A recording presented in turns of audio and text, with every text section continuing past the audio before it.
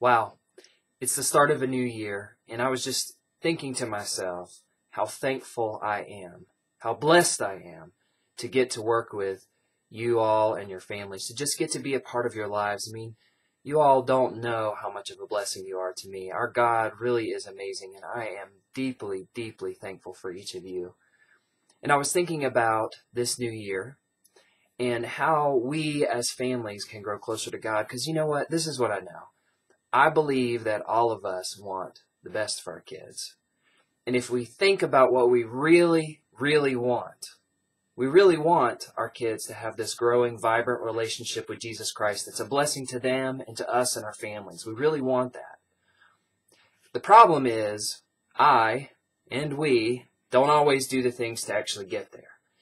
See, I think one of the biggest things is we have to be intentional. It's like, you know, in the new year we think about New Year's resolutions, but we don't necessarily think of anything more than that. Here's an example from me, okay? From about 1998 to 2007, I was around 30 to 40 pounds overweight. And every year, when the year would start, I would think, man, I really need to lose that weight. It's not good for me. I'm tired all the time. I'm eating junk. What can I do to honor God with my body? So, nothing ever changed because I had no intentional plans. I mean, I would skip a soda every now and then, and maybe I would try to eat a few extra vegetables or fruit, but I never really exercised. I never had any intentional plans to get to where God wanted to lead me.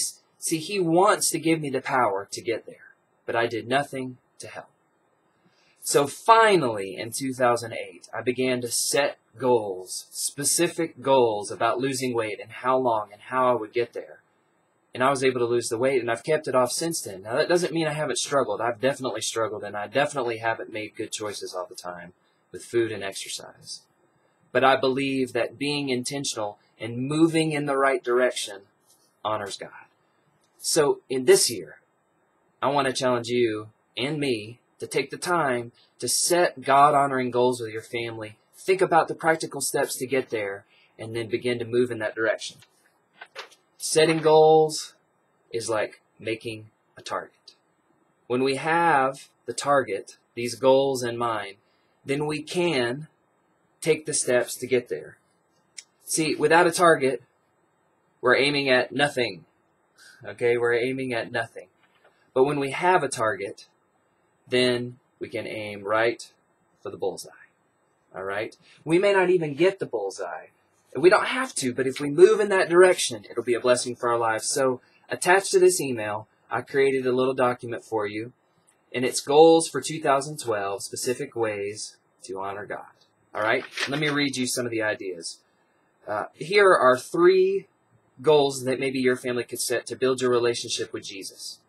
Maybe reading your Bible, praying, attending worship regularly, serving. These are the things that you can do to intentionally build your relationship with Jesus Christ. What about ways to have a healthier body?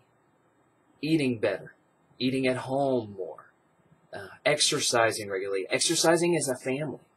What about learning more? And I put learning more in school, so that's a kid's goal, but adults, if you're not in school, you can do it too. What about how many books you want to read? Or how much you want to prepare for your homework assignments for the kids? You know, are they going to do that first thing when they get home? Whatever you come up with. What about helping other people? What are some specific goals that you can set there? Again, the point isn't necessarily to hit the bullseye. The point is to have something to aim at so we can grow along the way. My family's done that, and our goal is to re-look at our goals maybe once a month. All right, but even if you only look at it 3 or 4 times a year, your family will be blessed because you're moving in a direction to honor God. So the first step, pray and ask God what goals you need to set.